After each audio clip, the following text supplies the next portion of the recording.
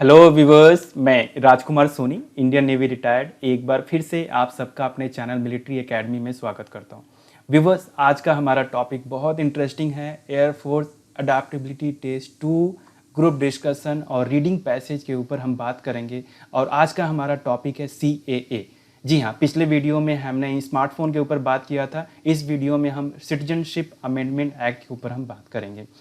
यह जो वीडियो है न केवल एयरफोर्स के अडेप्टेबिलिटी टेस्ट 2 के लिए बल्कि SSB इंटरव्यू जो कि डिफरेंट एग्जाम्स के लिए होते हैं और जॉब्स इंटरव्यू, एंट्रेंस एग्जाम के जो इंटरव्यू हैं सारे में आपको काफ़ी हेल्पफुल होगा। ये एक बहुत बर्निंग टॉपिक था CAA। तो बिना देर किए हम आइए शुरू करते हैं।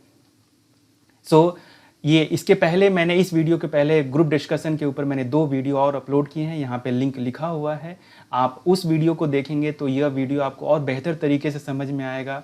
और जो एयरफोर्स के कैंडिडेट हैं उनको तो मैं पक्का रिकमेंड करूंगा कि प्लीज़ आप ये दोनों वीडियो, एयरफोर्स और SSB दोनों जो कैंडिडेट हैं, इनफैक्ट सारे जो कैंडिडेट हैं सब इस दोनों वीडियोस को देखें, ताकि आपको शुरुआत से लेके क्या अप्रोच होना चाहिए, व्हाट इज GD, क्या डूज एंड डोंट्स है, सारी चीज़ों का आपको बहुत ही अच्छी तरीके से मैंने उसमें पिक्चर के साथ एक्सप्लेन किया हुआ है। मेरे बारे में, मैं इंडियन नेवी से retired English language group discussion, physical fitness training and academic English का इंस्ट्रक्टर हूँ।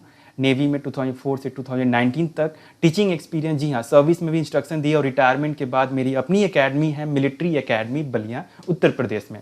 मेरी अचीवमेंट वाइस एडमिरल जो सर्विस में नेवी में जो दूसरा हाईएस्ट रैंक है, सर ने मुझे 2012 में मेरे कमिटमेंट, परफॉर्मेंस एंड कॉम्पिटेंस के लिए मुझे कमेंड किया था। और 2019 दिसंबर में एक मैंने सेमिनार कंडक्ट किया था, opportunity for the girls in the arm forces. जी हाँ, बहुत ही बढ़िया सेमिनार था, 150 स्टूडेंट्स ने उसमें पार्टिसिपेट किया था।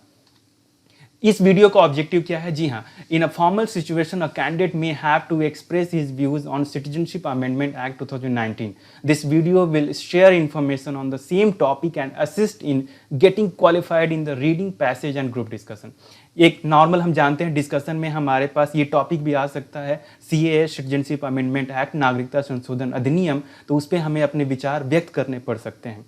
और इस वीडियो में हम इसी टॉपिक के ऊपर बात करेंगे और एक कैंडिडेट के नाते हमको क्या जानना चाहिए उस चीज़ों के ऊपर हम एक डिटेल इन्फॉर्मेशन लेंगे, ताकि ग्रुप डिस्कशन में और पैसेज, रीडिंग पैसेज में जो हमको 3 मिनट में 5 मिनट में अपनी बात कहनी होती है उसमें भी हम अच्छा करें।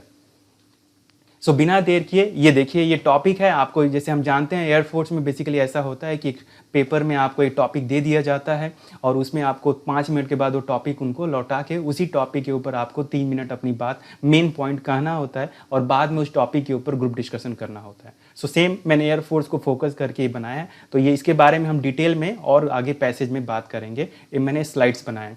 हमें क्या अप्रोच होना चाहिए? जस्ट एक क्विक रीडिंग पैसेज में हमको मेन आइडियाज़ निकालना है और जो भी उसमें पैसेज में जो आइडियाज़ हैं उनको एक ऑर्डर में रख के याद करके और सिंपल सेंटेंस में अपनी बात कह देनी है।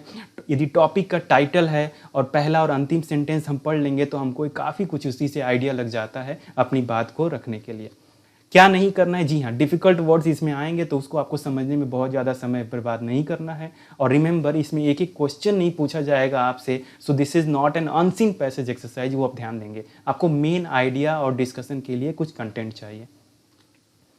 बिना देर किए आइए शुरू करते हैं। What is CAA? जैसा कि मैंने दिखाया वो पेपर में, उसी को चीज़ को मैंने एक एक पैरा को बड़े में अच्छे से हिंदी में एक्सप्लेन किया है। The citizenship amendment act 2019 seeks to provide Indian citizenship to illegal refugees from 6 communities: Hindu, Buddhist, Sikh, Christian, Jain and Parsi coming from Pakistan, Bangladesh and Afghanistan who were forced or compelled to seek shelter in India due to persecution on the ground of religion। जी हाँ, simple में meaning यह है कि जो नागरिकता संशोधन अधिनियम 2019 है, यह उन 6 समुदायों, हिंदू, बौद्ध, सिख, ईसाई, जैन और पारसी के ऊपर बात करता है जो धार्मिक प्रताड़ना की वजह से पाकिस्तान, बांग्लादेश और अफगानिस्तान से भारत में शरण लेने को मजबूर थे। जैसा कि हम जानते हैं कि आज़ादी के समय बहुत सारे हिंदू पाकिस्तान से आए और बहुत सारे नहीं आ पाए, काफ़ी धार्मिक प्रताड़ना हुई, कई सारे जाने हिंदू मुस्लिम की मृत्यु हुई एक तरह से, तो उसमें बहुत नुकसान हुआ। तो उन्हीं हिंदू कम्युनिटीज़ के ऊपर और बाकी जो कम्युनिटीज़ मैंने बताया टोटल 6 समुदाय हैं, उनके लिए सरकार ये नागरिकता अधिनियम लेके आ रही है। बेसिकली सीए क्या है, ये एक नागरिकता देने का एक कानून है, न कि नागरिकता छीनने का। जी हाँ, इसमें एक आप ध्यान देंगे कि इन 6 समुदायों में मुस्लिम धर्म की बात नहीं की गई है, मुस्लिम कम्युनिटी की बात नहीं की गई है। यही मेन एक हंगामा या एक जो प्रॉब्लम, जो इतना दंगा हुआ, उसका एक मेन वजह था, उसके बारे में हम डिटेल में बात करेंगे। तो ये था पहले पैसेज का डिस्क्रिप्शन हिंदी में।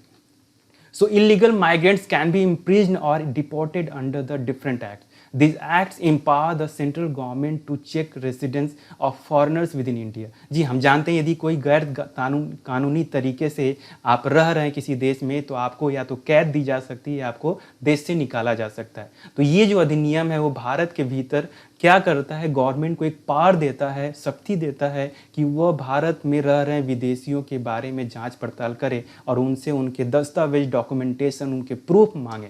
आप तस्वीर में मैंने ये दिखाया, यहाँ पे पहले वाले स्लाइड में भी था कि कैसे लोग जब आज़ादी के समय ट्रकों में, ट्रेन में ऊपर नीचे बैठ के ऐसे आ रहे, बहुत माने दर्दनाक वो दृश्य था। So the act seeks to amend the definition of illegal immigrants for Hindu, Sikh, Parsi, Buddhist and Christian immigrants from Pakistan, Afghanistan and Bangladesh who have lived in India without documentation. जी हाँ, यह जो अधिनियम है, simple सी बात है, वही 3 country Pakistan, Afghanistan और बांग्लादेश में बेसिकली मुस्लिम कम्युनिटी यहाँ पे ज़्यादा रहते हैं। तो यहाँ से जो लोग हिंदू, सिख, पारसी, बौद्ध और ईसाई, जो ये 6 कम्युनिटी जो आए हैं, उनके लिए यह क्या कर रहा है, उनकी नागरिकता का जो संशोधन है वो कर रहा है। बेसिकली पहले जो था रूल था कि पहले 11 वर्ष तक आपको एक देश में रहेंगे, आप देश में रहेंगे भारत में, तब जाके आपको नागरिकता दी जाएगी। लेकिन सरकार ने ये अमेंड किया है, अभी हम बात करेंगे उसके ऊपर, कि सीए का जो पहले वाला रूल था 95 का 1955 का, उसको अमेंड करके सीए 2019 आया हुआ है। तो अभी क्या है कि आपको केवल दिसंबर 2014 31 दिसंबर 2014 से जो लोग भारत में आए हुए हैं, ये 6 कम्युनिटी के, इन 6 धर्मों के, उनको नागरिकता दी जाएगी फास्ट ट्रैक बेसिस पे 6 साल के अंदर में। यही बेसिकली में। So second para, they will be granted fast track Indian citizenship in 6 years. So for 11 years of residence has been the standard eligibility requirement for naturalization. अभी तक क्या था, 11 साल आपको रहना होता था, तब जाके नागरिकता मिलती थी। लेकिन अभी क्या है, गवर्नमेंट आपको 6 इयर्स में उनको नागरिकता दे देगी। किन को? जो लोग 31 दिसंबर 2014 से पहले भारत में आए हुए हैं। किसको? उन 6 कम्युनिटी को जिनके बारे में अभी हमने बात किया, जिसमें मुस्लिम नहीं है। So CA amendment क्या बोलता है? So CA amended the CA of 1955 by providing a path to Indian citizenship for illegal migrants of Hindu, Sikh, Buddhist, Jain, Parsi and Christian religious minorities who had fled persecution from Pakistan, Bangladesh and Afghanistan before December 14। जी हाँ, वही बात जो मैंने कहा आपको, CA क्या है, जो हिंदू, सिख, बौद्ध, जैन, पारसी और ईसाई जो 6 संप्रदाय हैं, उन धार्मिक अल्पसंख्यकों को, जो उस देश में अल्पसंख्यक है, माइनॉरिटीज़ हैं, उनके जो अवैध प्रवासियों का जो नागरिकता नियम है उसको संशोधन किया, जो 1955 का जो पुराना अधिनियम था। तो यहाँ पे क्या है कि जो लोग दिसंबर 2014 से पहले पाकिस्तान, बांग्लादेश और अफगानिस्तान से धार्मिक उत्पीड़न के चलते भारत में आ गए थे या मजबूर थे आने के लिए, उनको नागरिकता दी जाएगी। तो लेकिन ये जो संशोधन है वो क्या है, the amendment doesn't include Muslims and others from this countries nor refugee Sri Lankan Tamils in India, Rohingya from Myanmar और बुद्धिस्ट रेफ्यूजी फ्रॉम तिब्बत। जी हाँ, यह जो संशोधन है यह मुसलमान और अन्य कम्युनिटी को नहीं ले रहा है। जो लोग, जैसे फॉर एग्जांपल जो श्रीलंकाई तमिल है, या म्यांमार से रोहिंग्या ग्रुप आया था, या तिब्बत से बौद्ध शरणार्थी जो लोग आए हुए थे। ओके, क्या उद्देश्य है इस एम का? It aims to protect such people from proceedings of illegal migration. The cut off date for citizenship is December 31, 2014, which means the applicant should have entered India on or before that date। जी हाँ, simple सी बात है कि इसका उद्देश्य क्या है, ऐसे अवैध प्रवासियों को बचाना और उनको नागरिकता देना जो दिसंबर 14 से पहले आ गए थे। बार बार एक ही बात कर रहे हैं क्योंकि इंपॉर्टेंट पॉइंट है ये। और इसमें मेन पॉइंट क्या है कि यदि मुझे नागरिकता चाहिए, यदि मैं पाकिस्तान से मैं वो 6 कम्युनिटीज़ की मैं आता हूँ जो रिलीजियस प्रोसिक्यूशन की वजह से मैं आया हूँ, तो मुझे क्या है इस देश में 31 दिसंबर 2014 से पहले आना चाहिए। ओके, यदि आप बाद में आए हैं तो उसके ऊपर नागरिकता नहीं मिलेगी, फिलहाल जो रूल बोलता है, जो एक्ट है। सो CAB जो है सिटीजनशिप अमेंडमेंट बिल बेसिकली क्या होता है, ये जो प्रपोज्ड लेजिस्लेशन है, जी हाँ, प्रस्तावित विधान। पहले जब बिल पास होता है संसद से, राष्ट्रपति से, तब जाके वो एक्ट बनता है और वो एक्ट बाद में एक लॉ बनता है। सो बेसिकली जो बिल है वो क्या है, will not apply to areas which are autonomous tribal dominated regions in Assam, Meghalaya, Tripura and Mizoram.